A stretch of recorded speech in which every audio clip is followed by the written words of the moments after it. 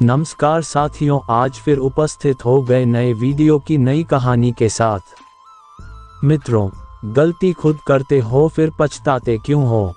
डोमरा और डोमरी की 5 ज्ञानवर्धक बातें आपके जीवन की दिशा और दशा को बदल कर रख सकती है।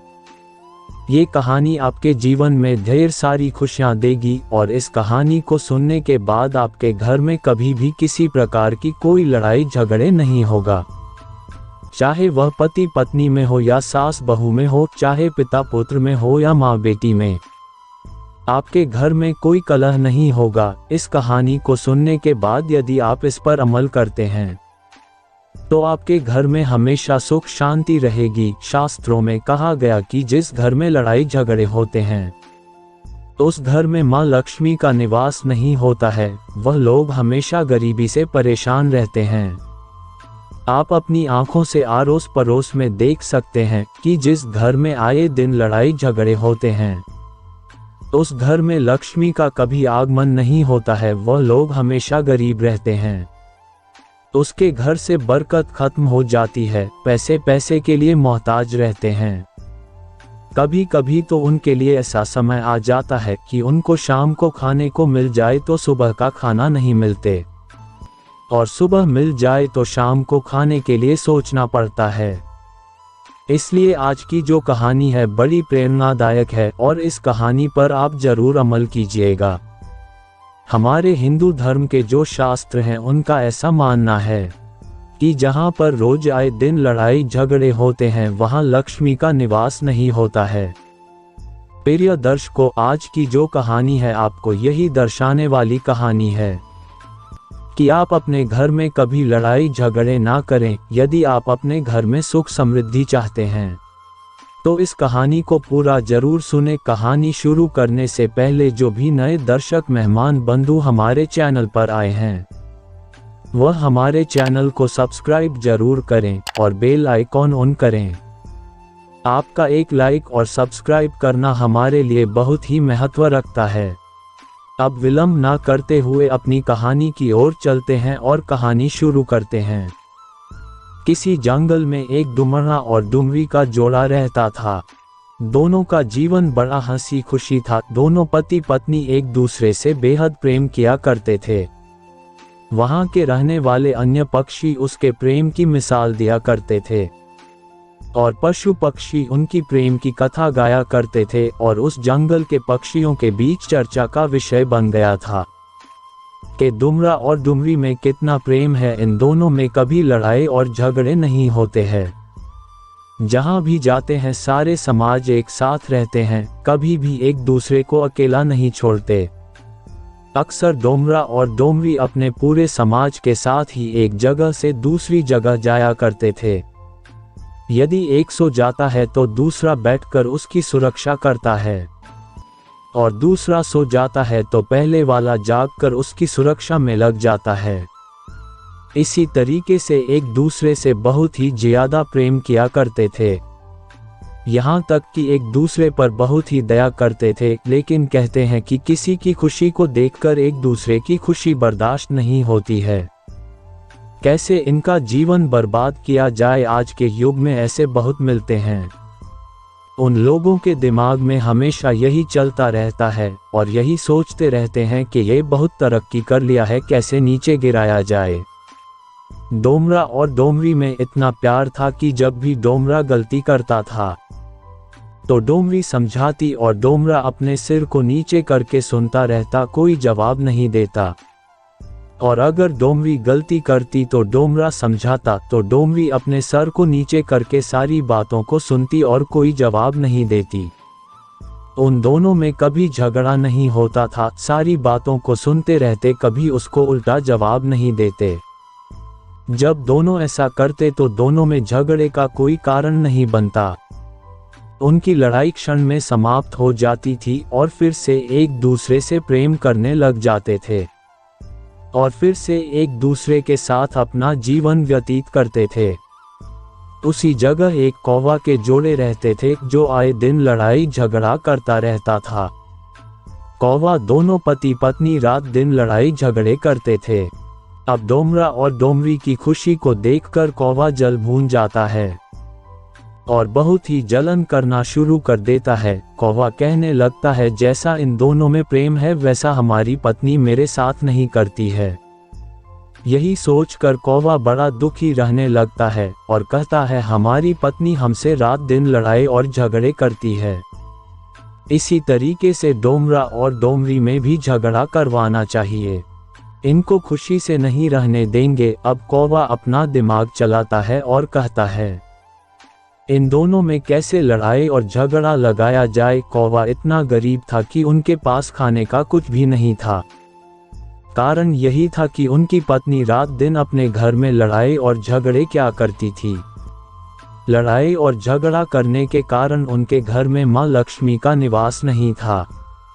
और डुमरा और डुमरी के पास बहुत ही संपत्ति थी, उनके पास किसी चीज की कमी नहीं थी। इसलिए उसमें बहुत ही ज्यादा प्रेम था, और जहाँ पर प्रेम होता है वहाँ पर माँ लक्ष्मी का निवास होता है। अब कौवा डुमरा को अकेले रहने का इंतजार कर रहा था। जैसे ही कौवा देखा कि डोमरा अब अकेले हैं तो कौवा डोमरा के पास जाता है और कहता है, डोमरा भाई, तुम्हारी पत्नी तो किसी अन्य पक्षी से प्रेम करती है और तुम्हारी पत्नी को अन्य पक्षी से बातें करते हुए हमने देखा है। कौवा की इन बातों को सुनकर डोमरा उनकी बातों पर भरोसा नहीं करता है।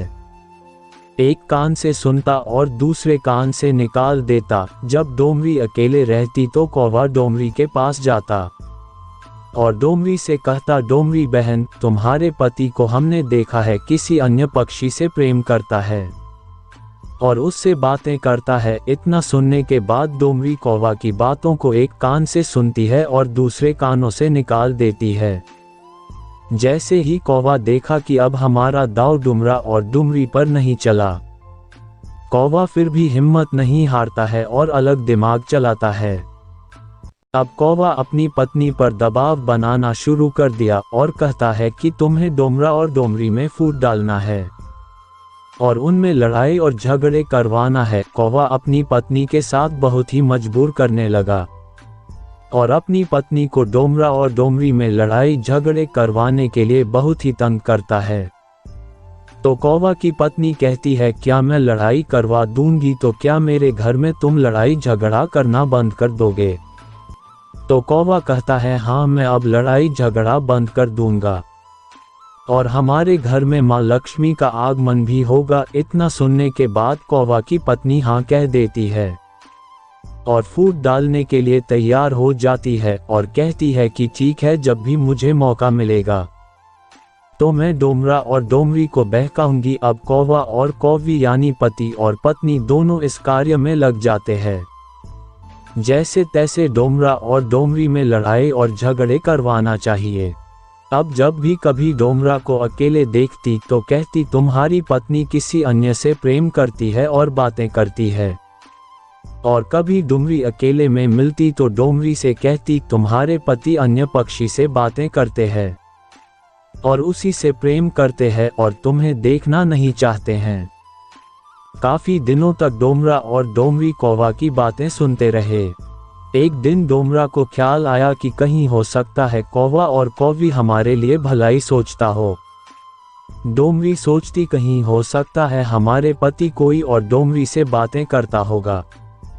जब ही तो कौवा कई दिनों से इस बात को हमारे पास आकर कह रहा है। इधर कौवी डोमरा से जाकर कहता है, तुम्हारी पत्नी किसी अन्य डोमरा से प्रेम करती है और वह तुम्हें देखना नहीं चाहती है। अब डोमरा सोचने लगा कि कौवी काफी समय से हमारे पास ये शिकायत करती है। अब धीरे धीरे एक दूसरे पर शक होने लगा और कहने लगा कि कौवा और कौवी हो सकता है हमारे लिए भलाई सोचता हो। अब जाकर डोमरा और डोमरी में लड़ाई और झगड़े शुरू हो जाते हैं। जब भी डोमरी डोमरा के पास जाती तो डोमरा कहता, तुम मेरे सामने से अलग हो जाओ, तुम अपना बदसूरत चेहरा मुझे मत दिखाओ, तुम गलत स्वभाव की अब हो गई हो। जब डोमरा डोमरी के पास जाता तो डोमरी कहती, तुम गलत नेचर के हो, तुम्हारे आत्मा शुद्ध नहीं है, तुम दूसरी डोमरी से प्रेम करते हो, तुम मेरे पास नहीं आ सकते। ये सिलसिला कई दिनों तक चलता रहा, जिस कारण डोमरा और डोमरी काफी दुखी और चिंतित रहने लगे थे। मित्रों, कहते हैं कोई भी मनुष्य जब किसी मनुष्य को सुखी जीवन देखता है तो उसके प्रति जलन करना भी शुरू कर देता है और चाहता है कि कैसे उसको नीचे गिराया जाए। अब कौवा और कौवी डोमरा और डोमरी को देखकर बड़ी खुशी मनाते। कौवा और कौवी अपनी चतुराई पर बड़ा ही खुश होता और कहता, हमने तो दोनों के बीच फूट डाल दिया है। कौवा और कौवा की पत्नी दोनों बहुत ही खुश हुआ करते थे। इससे पहले डोमरा और कौवा में बहुत ही दोस्ती थी और डोमरी और कौवी में बहुत ही गहरी मित्रता थी। लेकिन कौवा अपने मित्र की कामयाबी को देख नहीं पाया और कौवा अपने मित्र को नीचे गिराने के लिए ऐसा चाल चला कि उसका जीवन बर्बाद करके रख दिया। अब डोमरा और डोमरी बर्बाद हो जाते हैं और उनके घर में माँ लक्ष्मी का आगमन भी नहीं होता। अब डोमरा और डोमरी आपस में विचार करते हैं अब क्या किया जाए। डोमरा कहता है डोमरी से कि किसी नगर में एक साधु रहा करते हैं, उसी साधु के पास चलकर इस समस्या का निदान किया जाए। अब दोनों उड़ान भरते हैं और उसी साधु के पास पहुंच जाता है। साधु की नज़र जैसे ही उस पक्षी पर पड़ी तो क्या देखते हैं, ये दोनों काफी दुखी और परेशान नजर आ रही थी।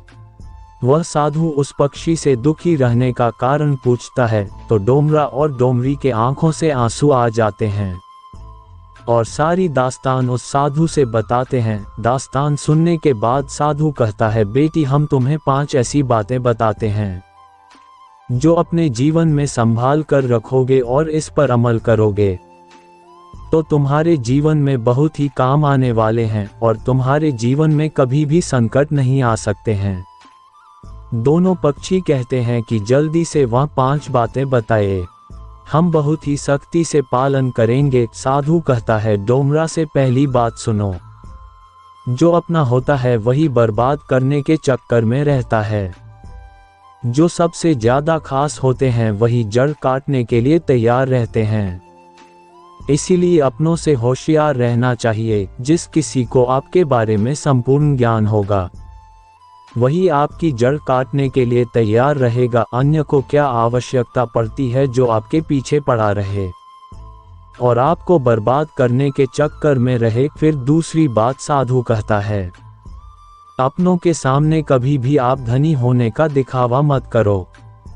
यदि आप उन लोगों के सामने धनी होने का दिखावा करेंगे तो वह लोग आपकी खुशी को सहन नहीं कर पाएंगे और वह लोग हमेशा आपको नीचे गिराने की कोशिश करेंगे।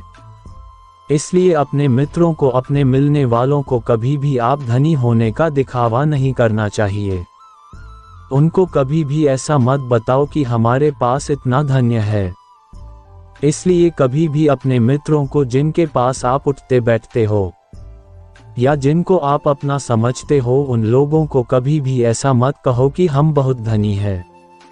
तीसरी बात साधु कहता है, किसी अन्य की बातों पर विश्वास नहीं करना चाहिए जब तक कि अपनी आंखों से उसे देख ना ले। बिना देखे विश्वास ना करें। जो लोग बिना देखे विश्वास करते हैं बड़े मूर्ख होते हैं।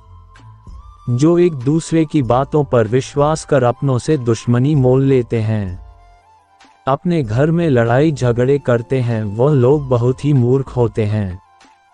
तो साधु फिर कहता है, जब तक अपनी आंखों से किसी कार्य को देखते नहीं तब तक किसी की कही हुई बातों पर कभी भी विश्वास नहीं करना चाहिए। चौथी बात साधु कहता है, अपनों पर शक करना विनाश को नेता देना होता है। इसलिए कभी भी अपनों पर शक ना करें। गैरों पर आप शक कर सकते हैं लेकिन अपनों पर नहीं। इसलिए आप लोग जितना हो सके उतना दृढ़ विश्वास रखें। पांचवी और आखिरी बात साधु कहता है, इस बात को गौर से सुनो और हमेशा इस पर अमल करो। तब डोमरा और डोमरी दोनों हाथ जोड़कर कहते हैं, प्रभु हम सदा अमल करेंगे। साधु कहते हैं, कभी भी अपने घर की बात बाहर नहीं कहनी चाहिए। तुम दोनों अपने घर में बैठकर चाहे आए दिन लड़ते रहो, लेकिन अपने घर की बातें को किसी तीसरे से मत कहो। यदि तुम ऐसा करोगे तो एक दिन ऐसा आएगा कि तुम्हारा घर ही बर्बाद हो जाएगा और तुम बहुत ही निर्धन बन जाओगे। इसलिए अपने घर की बातों को अपने घर में रखना चाहिए। प्रिय दर्शकों, हमारे इस वीडियो के माध्यम से बताए गए कहानी से आप सभी को क्या सीखने को मिला और यह कहानी आप सभी को कैसा लगा, प्लीज कमेंट करके बताइए और हमारे वीडियो को लाइक और हमारे चैनल को सब्सक्राइब अवश्य कर लें।